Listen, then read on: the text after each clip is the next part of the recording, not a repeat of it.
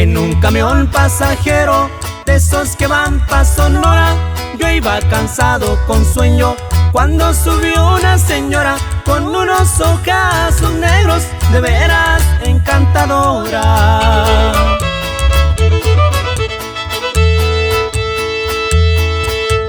Por ahí llegando a Los Mochis, yo le di buenos modales. Le pregunté de dónde era, me dijo que de Nogales, que iba para Magdalena a visitar a sus padres.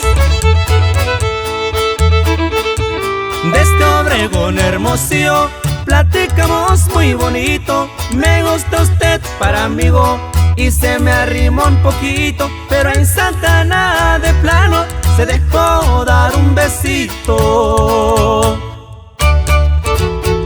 ¡Ánimo, compa Nueva Valle! Y hasta mero María de la Torre nos vamos.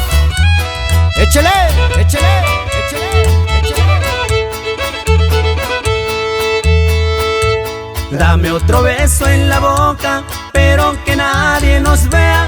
¿Qué importa si aquí es Caborca, Agua Prieta o Cananea? Iba para Magdalena, ahora voy pa' donde sea.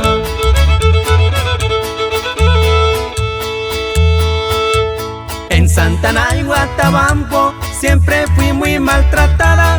Si no me ha querido tanto, no me trajera abrazada. A usted lo mandó algún santo para que yo la encontrara. Guaymas y Puerto Peñasco, no crean que los he olvidado. Es que durmió entre mis brazos en San Luis Río Colorado, y al cantarle a sus ojazos le canto a su lindo estado.